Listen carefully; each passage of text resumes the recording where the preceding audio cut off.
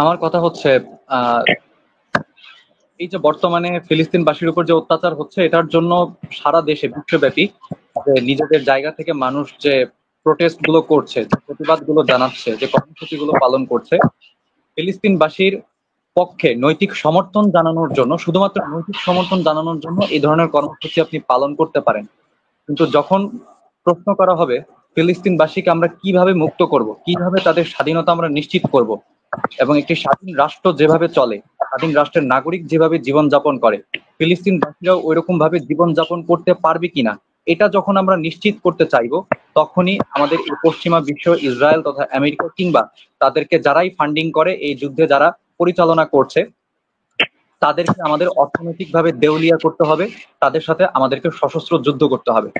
তো বর্তমান বিশ্ব প্রেক্ষাপটে পশ্চিমা শক্তির সাথে সশস্ত্র যুদ্ধ করার মতো মুসলিম কান্ট্রিগুলোর অর্থনৈতিক এবং সামরিক কোনোটারই সেরকম সক্ষমতা নেই।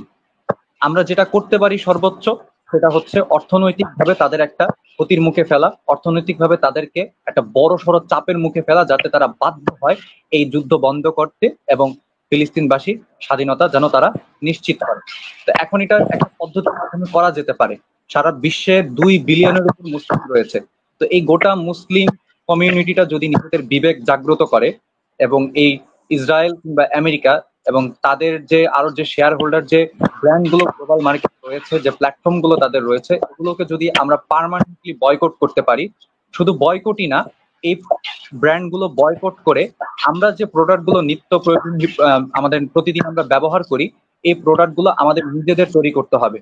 এবং এই নিজেদের তৈরি করার জন্য আমাদের কৃষিতে একটা বিপ্লব ঘটাতে হবে। আমাদের অর্থনৈতিক, আমাদের শিক্ষা, আমাদের চিকিৎসা, প্রযুক্তি, সামরিক খাত, সব জায়গা থেকে আমাদের নিজেদেরকে শক্তিশালী করতে হবে।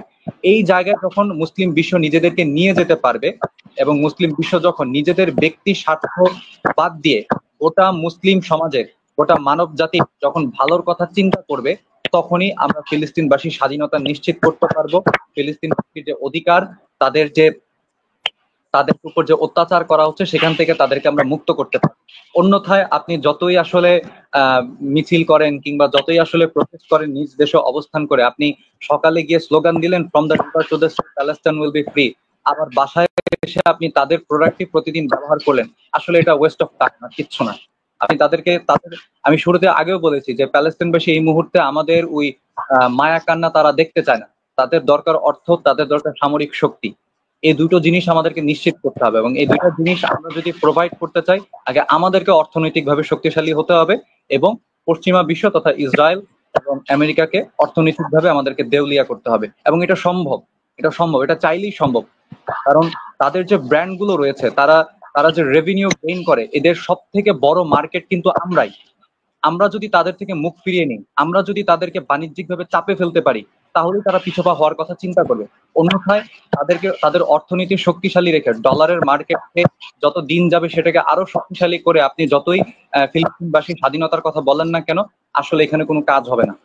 দিন শেষে আমি আবারও বলছি, যদি ফিলিস্তিনবাসীকে আপনি মুক্ত করতে চান, ফিলিস্তিনবাসীর অধিকারের জন্য যদি আপনি লড়াই করতে চান, তাদেরকে অর্থনৈতিকভাবে এবং বাণিজ্যিকভাবে সব জায়গার দিক থেকে তাদেরকে চাপে ফেলতে হবে। এক কথায় তাদের এই ডলারের মার্কেটটাকে একদম শেষ করে দিতে হবে।